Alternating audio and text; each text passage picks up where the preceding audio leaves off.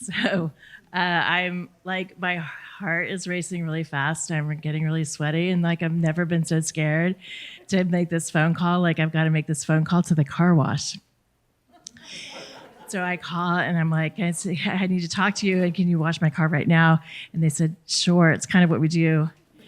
And I said, but the thing is, I just have to tell you this one thing before I show up, is that the inside of my car is kind of dirty because I can't even say it, but it's covered in blood.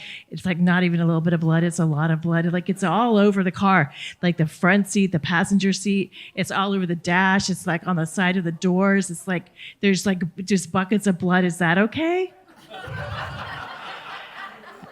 And he said, sure. Things like that happen all the time in the country.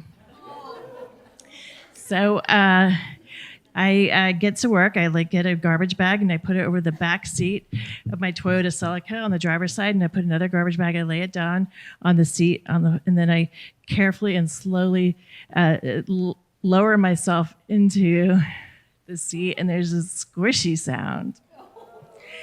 And then I put gallon baggies on both of my hands, and then I have to so that the bloody steering wheel doesn't get on my hands. And I open all the windows and I drive down the gravel street to the end to the little country road, and then I drive past the county prison, and I'm so glad that nobody escaped today, because otherwise there'd be a roadblock, and they would have so many questions. So I keep driving into town, and I'm like, I can't drive too fast or too slow. I don't want to bring attention to myself, but I swear I hear sirens right behind me the whole way. And how did I get here? Oh my God. So it all started about a month earlier. I move into Amy's house. She's on 5 acres of land, the house where she grew up, and she lives in the country. And we both work in town, this tiny conservative Texas town, and we love our jobs. But the only place to see live music is a biker bar, and all the men are 35 and married. And we both want to have kids one day. So we leave town every weekend. We leave town to go have fun and maybe meet a man. So we're always gone, but not to the same place. Like, we're really not close friends. But we get along, and it's fine. Now, JB and I, we do not get along. JB is Amy's big old black dog. And he does not like me, and I have known since the day I moved in. He would just sit in his favorite corner in the living room and stare at me as soon as I got home, and he would keep staring at me until I left the living room, because I did not belong in his house, and I was not part of his family that he was with Amy, because they had lived in this house forever and been friends for decades. So I knew where I stood with JB. So a few weeks later, Amy's gone for the weekend. And I wake up on Saturday morning, and I enter the living room to find small pools of blood on the living room floor. And I watch a lot of TV, so I assume there's been a murder. And I look for the dead body, and I look for the man with a knife, and there's none of it. All I can see is JB, and he's in the corner of the living room, and his head is laying really low on the floor, and his eyes are sad, and he's breathing really heavy. And this is his blood. So I walk carefully over to JB, and I pat him on the head, and I said, I'm sorry. And I can't call Amy. This is before cell phones. So I call her roommate. Not her roommate. That's me. Sorry. I call her best friend, and she says, JB has heartworms, and this is expected. And this is just how it is. And so I say, okay. And so Amy comes back, and I tell her what happened. But you would not believe this. JB is fine all week. All week long, he is just fit as a fiddle, and he is just having no trouble. And so I'm not sure. I think Amy doesn't believe me. And she says, well, I'm going out of town for the weekend again. And I'm like, okay, I guess JB's better. So I wake up on Saturday morning and I walk into the living room to find large pools of blood all over the living room floor. And I step carefully across the living room to where JB is, and I tell him I'm so sorry. We're going to do something about this. So I call Amy's best friend and get the vet's information. And I get JB in the car, and I don't make an appointment. I just show up and I say, I'm standing here till you see me. And the vet sees us and says, JB has heartworms, and this is to be expected, and there's nothing we can do. And I say, I didn't go to vet school, but I think when you cough up this much blood, it really hurts. I think that. I don't know it. I've never done it, but I feel like that really, really hurts. And I feel like maybe we should do something to help JB not be in so much pain. And he said,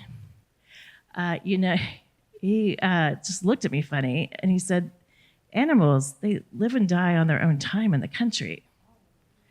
And I don't think everybody in the country thinks that, but I guess I didn't have anything I could do about it. So I take JB home, and I help him get to his favorite place on the living room floor.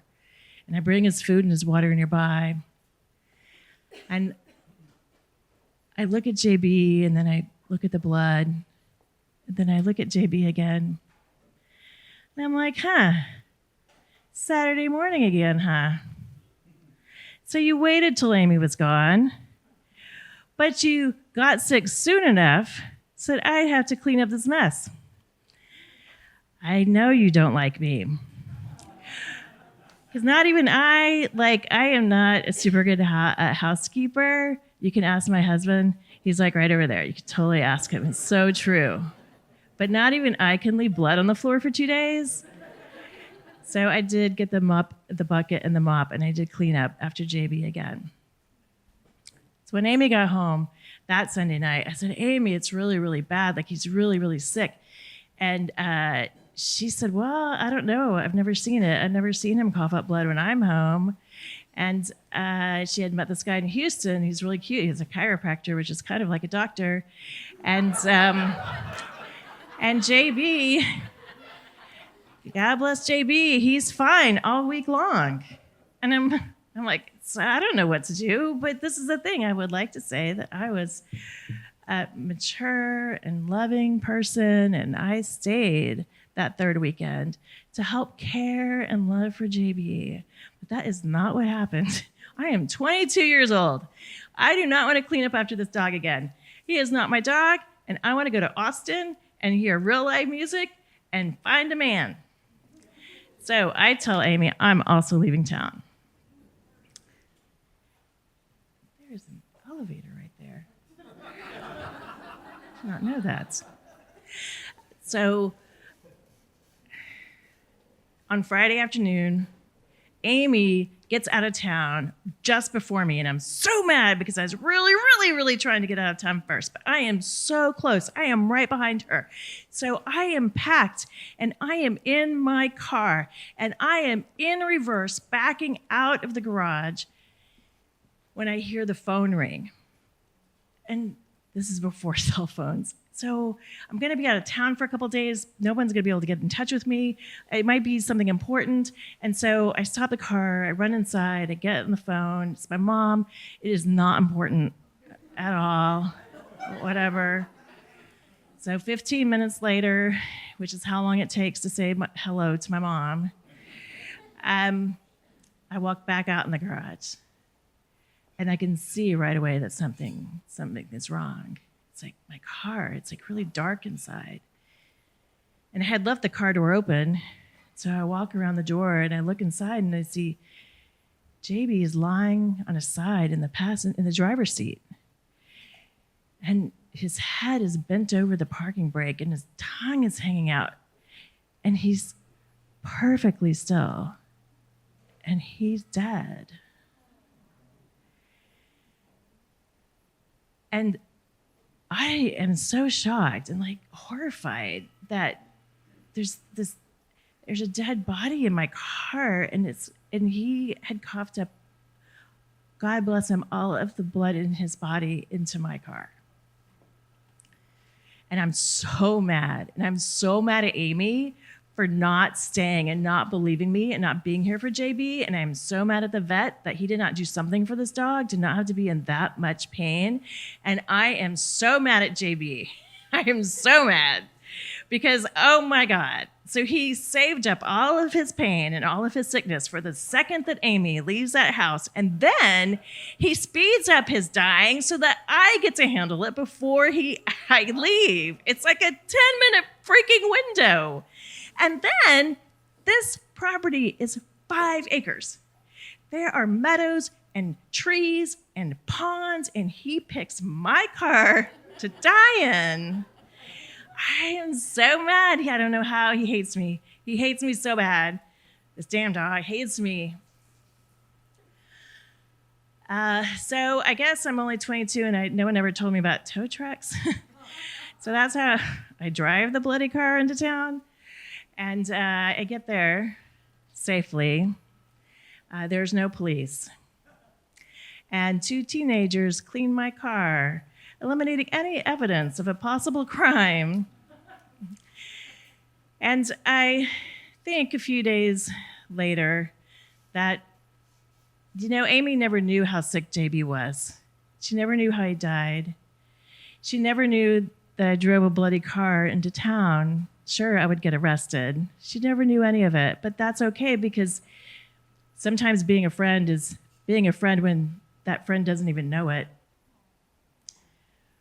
Then later I thought more about JB, and I wondered maybe if he really wasn't that mad at me, or he didn't really hate me, what he really was doing with his incredibly precise timing of his sickness and his death. He was really just loving Amy. He was loving Amy. And JB was just being a good friend to Amy. And I didn't think about this till later, but now that I'm older, I look back and I'm kind of glad that JB trusted me. He trusted me to take care of him. And in the end, JB and I, we weren't enemies. We really were friends. Thank you.